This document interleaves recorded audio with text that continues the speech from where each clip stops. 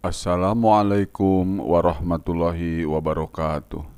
Alhamdulillah, assalatu wassalamu ala rasulillah Sayyidina Muhammad wa ala alihi wa ashabihi wa mawala. Amma ba'du, ayuhal hadirun, ittaqullaha la'allakum tuflihun. Pada kesempatan ini marilah kita bahas tentang syarat khitbah atau meminang. Baik teman-teman mahasiswa dan para santri, ada dua macam syarat meminang, yaitu syarat mustahsinah dan syarat lazimah.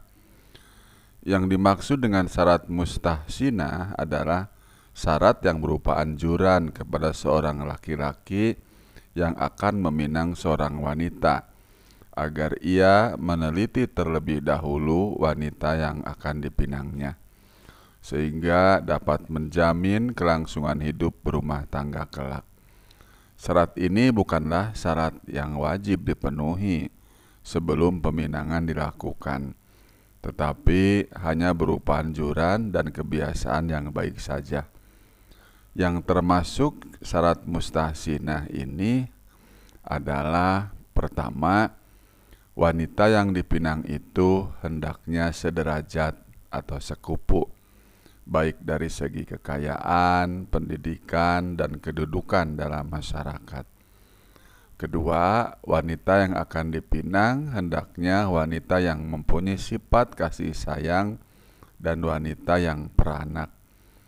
Ketiga, wanita yang akan dipinang hendaknya wanita yang jauh hubungan darahnya.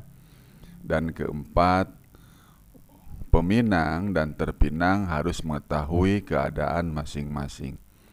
Sedangkan yang dimaksud dengan syarat lazimah adalah syarat yang wajib dipenuhi sebelum peminangan dilakukan. Sah tidaknya peminangan tergantung kepada syarat-syarat lazimah itu, yaitu: pertama, wanita yang dipinang oleh laki-laki lain, atau apabila sedang dipinang oleh laki-laki lain, laki-laki tersebut sudah melepaskan pinangannya. Kedua, wanita yang tidak dalam masa iddah. Dan ketiga, wanita yang dipinang hendaknya wanita yang bukan mahram. Demikian menurut Kamal Muhtar dalam Asas-Asas Hukum Islam halaman 28. Dalam konteks perundang-undangan Indonesia, peminangan telah dijelaskan di dalam Kompilasi Hukum Islam pasal 12 ayat 1. Kompilasi Hukum Islam mengatur syarat peminangan bahwa peminangan dapat dilakukan terhadap seorang wanita yang masih perawan atau terhadap janda yang telah habis masa iddahnya. Selain itu, pasal 12 ayat 2, ayat 3, dan ayat 4 menyebutkan larangan peminangan terhadap wanita yang mempunyai karakteristik sebagai berikut. 1. Pada ayat 2, wanita yang ditalak oleh suami yang masih berada dalam masa iddah roj'iyah haram dan dilarang untuk dipinang.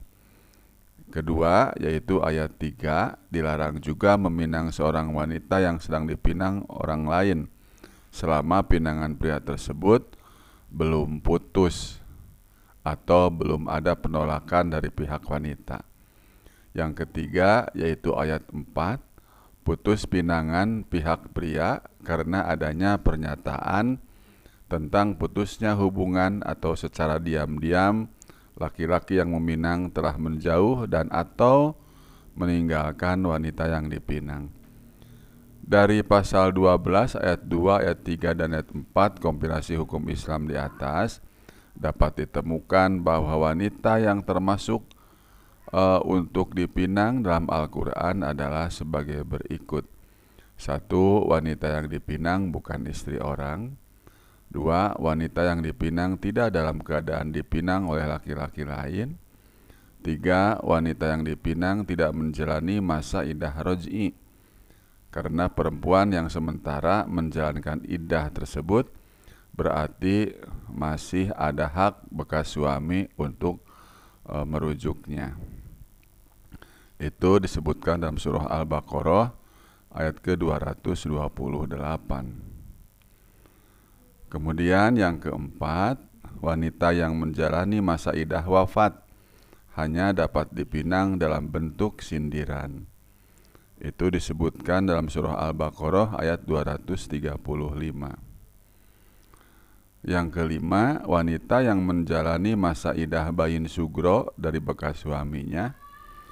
Yang keenam, wanita yang menjalani masa idah bayin kubro dapat dipinang oleh bekas suaminya setelah kawin dengan laki-laki lain dan ba'da dukhul, kemudian diceraikan.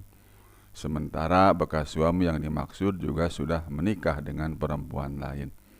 Demikian teman-teman bahasan kita tentang syarat khitbah atau syarat meminang. Semoga bermanfaat. Wassalamualaikum warahmatullahi wabarakatuh.